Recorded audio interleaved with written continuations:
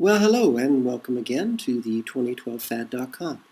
I will be your host for this evening, and my name is Charlie Bluehawk. Last night, we talked about addiction is selfishness, and how in the United States we used to be, they were trying to convince us that alcoholism was real. It was a disease, and that's why people drank to the point of beyond stupidity, got in their cars and murdered people on their way home, and they couldn't be held responsible because it was a disease. They couldn't be held responsible because it was a disease. Well, I don't know from my experience. I'm 53 now, and I grew up with drunks. They're not alcoholics, they're drunks. And they drank because they chose to drink. There was no disease involved, it was a choice. Because they didn't want to be held responsible for their actions, because they wanted to do anything they wanted to do to us and not be held responsible for their actions. Same with drug addicts. I have yet to encounter a drug addict who some disease forced them to inject a needle into their arm or caused them to take, crack cocaine, put some crack cocaine into a crinkled up dish made out of aluminum foil and heat it and then breathe the fumes. That's a really specific illness that actually has you go to the store and buy aluminum foil. So no, there's no such thing as a alcoholic. There's no disease involved with drinking and drugs. None.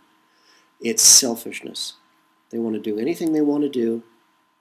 They don't want to be held responsible for their actions because from their point of view, they are important. You and I are not.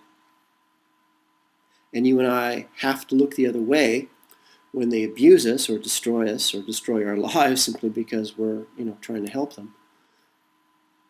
No. They're not more important than you and I. And this is why I personally, whenever I run into drunks or drug addicts, now I just walk away because I know what the result will be. I've seen it too many times.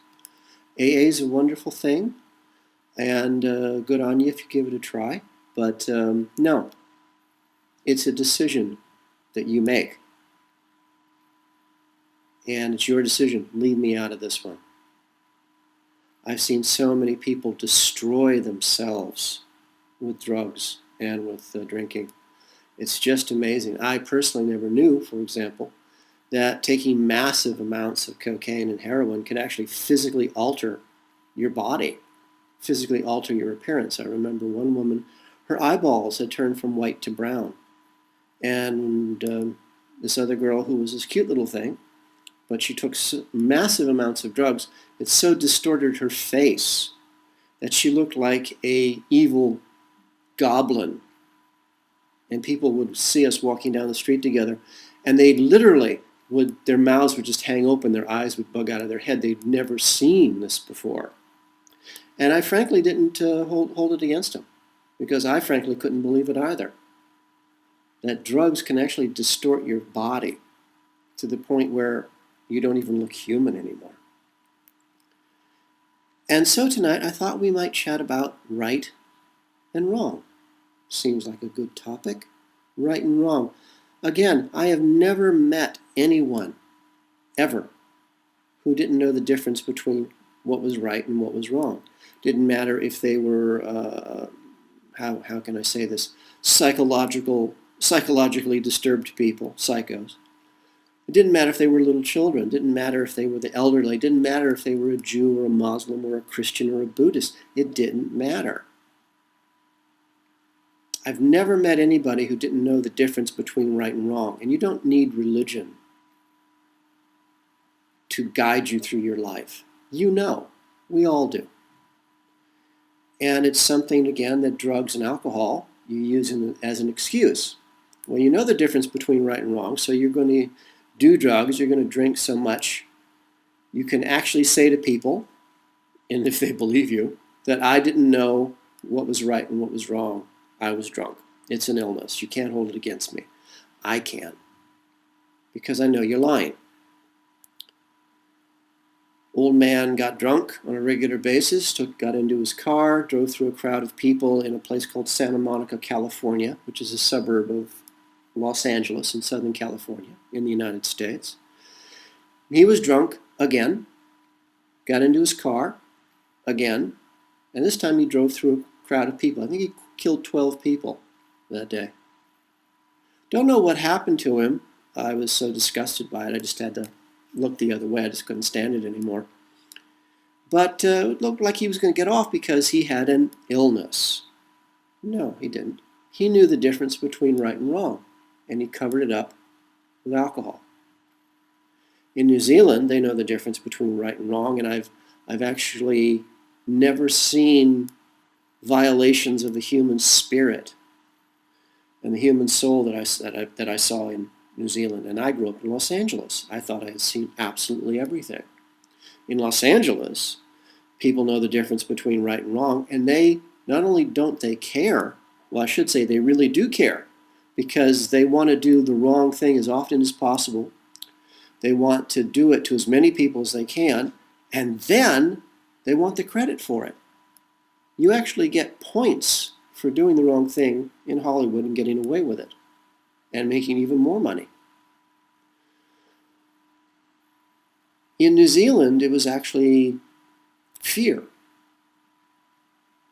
It was actually fear that drove them, this fear, this gibbering, raving, lunatic madness that I saw. It was fear. They know the difference between right and wrong. For example, it doesn't matter where you're from in the world. It doesn't matter what color you are. It doesn't matter. If you're a human being, there are certain laws that we all, as human beings, respect. And one of those oldest laws is the sanctity, the safety of a guest that you have invited into your home. When that person is in your home as your guest, you're responsible for them. And it doesn't matter if you're in a mud hut in Africa or a lean-to in Mexico City. It doesn't matter. In New Zealand, that doesn't exist. They can invite you and then spit on you and destroy you, and it doesn't matter to them. Which leads me, of course, to I don't think whoever owns New Zealand is actually human. Human beings live there, but basic human customs, such as the sanctity of the visitor in your home, don't exist. They know it's right and they know what's wrong. In Hollywood, doing the wrong thing and surviving and getting credit for it makes you stronger.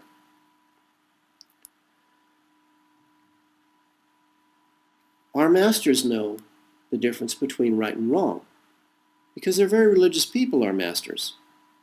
They really are. The trouble is, of course, they worship Satan. Whether Satan exists or not doesn't matter. They worship her. They believe she exists. And if you believe that Satan exists, it automatically sort of presupposes that you believe that God exists. So our masters are very religious people. They believe in God. In their case, it happens to be Satan.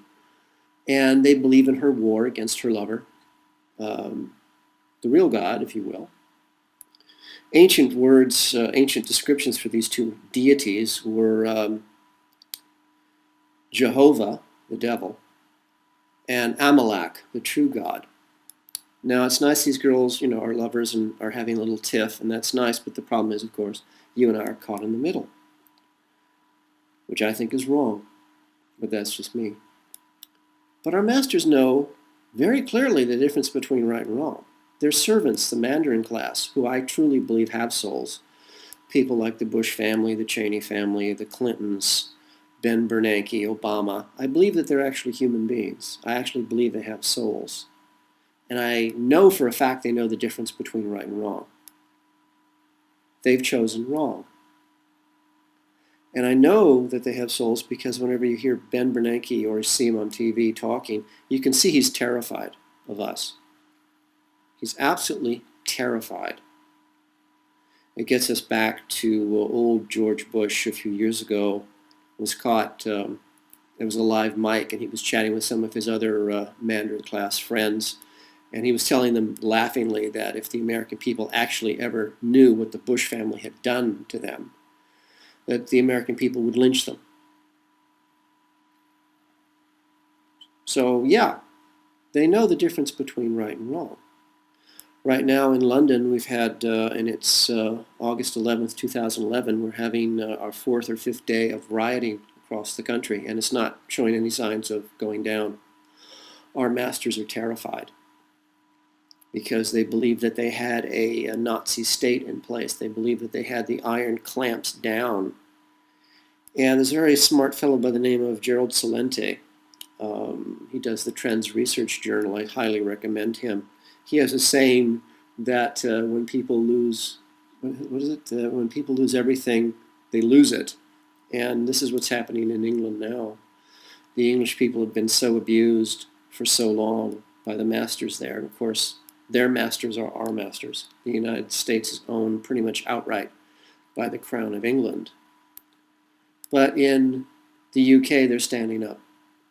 And they're rioting. The only way that they can get attention, it's the only way that their voice can be heard, because they also know the difference between right and wrong. And they know that's what's been done to them. Unemployment, no education, no opportunities, losing their homes, living on the street, for no other reason than that they are human beings. They know that's wrong. And the police yet again shot somebody a few days ago, and that was just the straw that broke the camel's back. It was the last straw. And so now in England, people have been rioting for 4 or 5 days.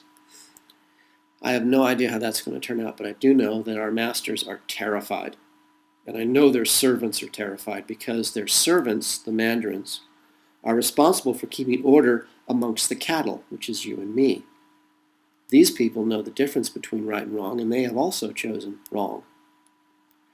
And they also know that their masters have no forgiveness. And they know that they're going to be sacrificed. It just depends on which of them is going to be sacrificed for this. And we can only hope that those left behind, after their masters slaughter them, that whoever comes up has some inkling of the difference between right and wrong, because we still outnumber our masters tens of millions to one. You and I know the difference between right and wrong. We've always known it. Me, I knew what was going on in the States was wrong, and I talked about it. And the very people I helped laughed at me, belittled me, degraded me. And then I told them what was going to happen. They didn't believe me. They laughed at me. Then it happened to them. And then they blamed me for what happened to them. So I had to live the same nightmare several times. And my only crime was that I thought that it was the right thing to do to help them, that it was the right thing to do to warn them. And in doing so, I spent most of my life alone. So I did what was right for me. I left the United States because I knew this was not going to get better. And I got to New Zealand, where I was told, and the thing that really sold me on New Zealand in their really expensive advertising campaign was the fact that New Zealanders, quote unquote, were very highly educated, and very experienced professional people were in charge of the country. Another unbelievable lie of so many, which is wrong, by the way. But I really wanted to be around highly educated people. I really did, after Los Angeles. And I knew New York wasn't an option, because I knew as many people on the west coast of the United States, in the Seattle area, knew that New York was going to be bombed pretty much back to the Stone Age, and it was 10 years later. So I knew I couldn't live in New York. So New York was the only other option for me in the United States. And so I left the United States for this 6-year the 6 years I was invited to go to New Zealand because they needed high-end professionals. They were a country of highly educated people. They were highly experienced people ran the country. Of course, all lies. And after 3 years of trying, because I don't believe in giving up, but eventually I knew that nothing I was going to do was going to make a difference. So I fled New Zealand for Europe. And in each case, I encountered people who knew the difference between right and wrong. You could see it in their faces. You could see the glee in their eyes when they committed atrocities, little or large, and the joy it brought them. They enjoyed doing the wrong thing. They enjoyed it. They enjoyed destroying instead of building. They enjoyed destroying people instead of building relationships.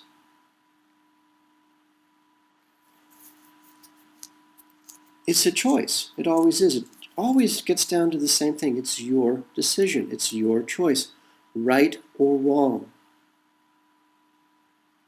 The problem with wrong is that in the hierarchy of the masters, there's always somebody above you.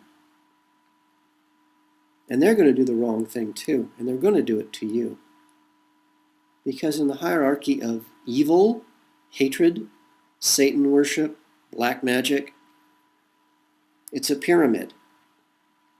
And there's only room at the top of that pyramid for a couple of people. And I guarantee you are not one of them. Which means when you do the wrong thing, you're going to end up with the rest of us, the people you've already wronged. There's no escape for you, not in this world or the next. If this is actually an educational program we're inside of, a virtual reality simulation of a world, guess what? You're going to fail the course. And you know what's going to happen then? You're going to have to take the course all over again, which means they're going to send you back here. My guess is they're going to send you back as one of us, as one of the cattle. Good luck with that. For the 2012fad.com, this is Charlie Bluehawk.